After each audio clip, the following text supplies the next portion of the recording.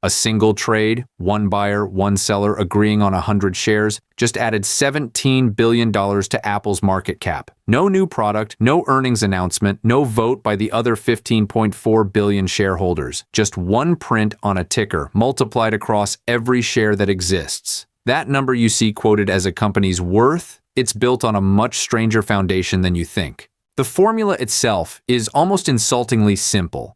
Market cap equals share price times shares outstanding. That's it. No adjustment for debt, no average of recent prices, no survey of what investors collectively believe. On a day when Apple's share price is $170 and it has roughly 15.4 billion shares outstanding, you multiply those two numbers together and you get approximately $2.62 trillion.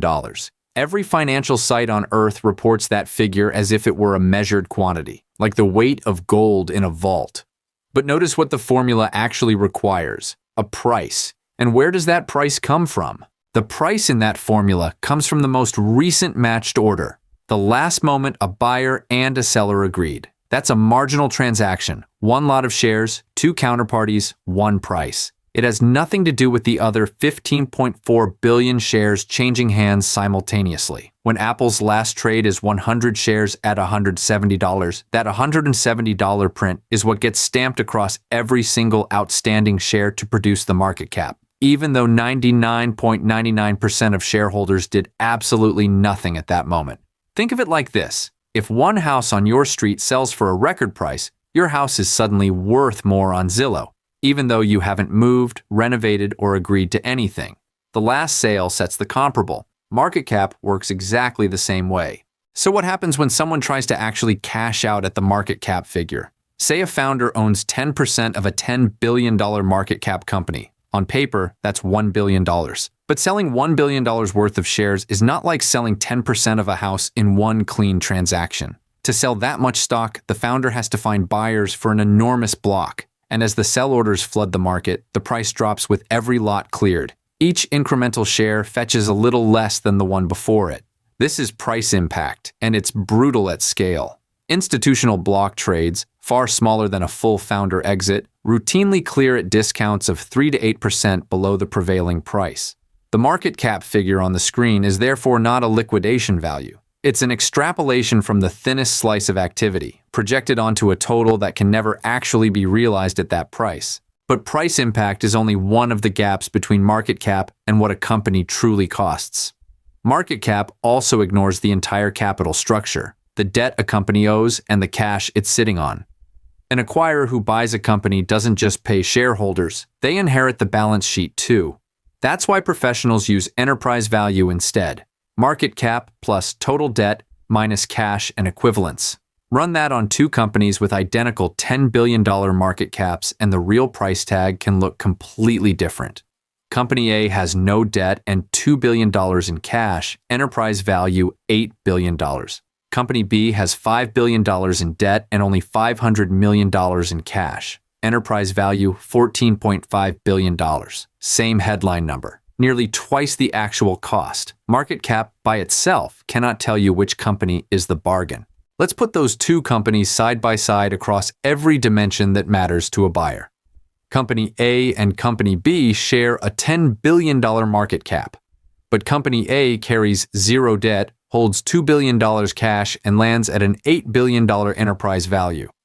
Company B carries $5 billion in debt, holds only $500 million cash, and lands at $14.5 billion, 81% more expensive in real terms. An acquirer writing the actual check would pay almost twice as much for Company B as for Company A.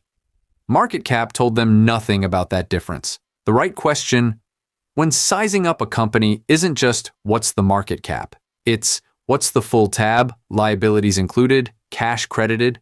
Now here's something that should genuinely unsettle you about the headline market cap numbers reported every day. For a large cap stock, roughly 0.5 to 1% of shares outstanding actually trade on a typical day. The other 99+% just sit there, repriced by whatever that thin sliver of activity decides. Take a $500 billion company. At 0.5% daily volume, about $2.5 billion worth of shares are actually changing hands. The remaining $497.5 billion in stated market cap is being set by those trades, without any of those other shareholders doing a thing. A coordinated surge of buying in that narrow window, a big institutional order, a momentum wave, a short squeeze, can add or erase tens of billions in stated market cap overnight. The business hasn't changed. One thin slice of daily trading did. Feel how lopsided that is in dollar terms. Of a $500 billion stated market cap, only about $2.5 billion in shares is actually transacting. The remaining $497.5 billion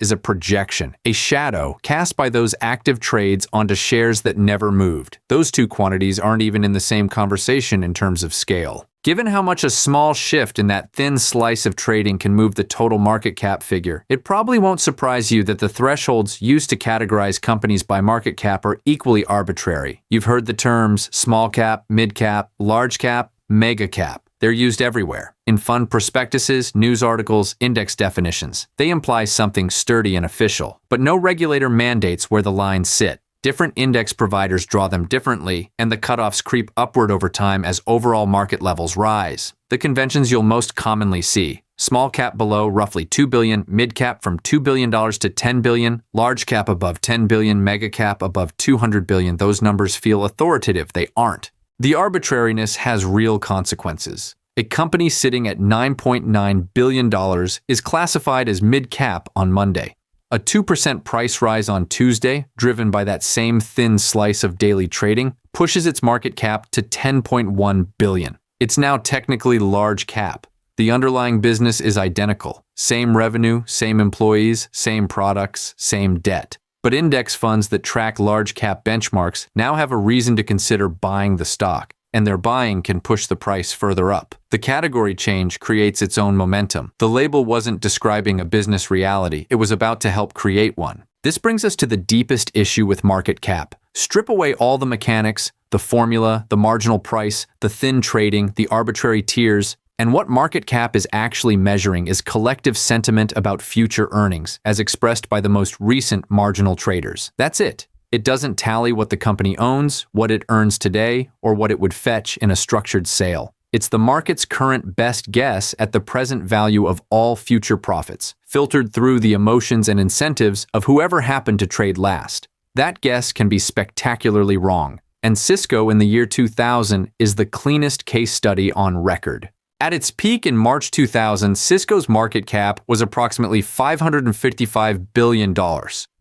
The company's annual revenues at the time were around $19 billion, meaning the market was pricing Cisco at roughly 29 times its annual sales.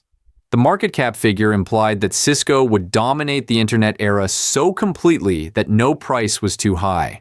Within 2 years, Cisco's market cap had fallen roughly 80% to around $111 billion. And Cisco's actual business? It barely moved. Revenue held up, the products kept shipping, the engineers stayed. What evaporated wasn't Cisco. It was the sentiment layered on top of Cisco, faithfully reflected in a market cap that turned out to be, in large part, a popularity score. So let's close the loop. You started watching because one trade added $17 billion to Apple's market cap, and that seemed like it shouldn't be possible. Now you know exactly why it is. Market cap is price times shares, and price is whatever the last marginal trade printed. That print gets stamped across every share that exists, including the 99% plus that didn't trade today. The resulting number omits debt, ignores cash, can't be liquidated at face value due to price impact, sits inside arbitrary categorical buckets, and ultimately reflects what sentiment-driven traders believe about future earnings, not what the company owns or earns right now. That makes market cap enormously useful as a real-time pulse of collective expectations, and almost useless as a literal measure of what a company is worth. Knowing the difference is the whole game.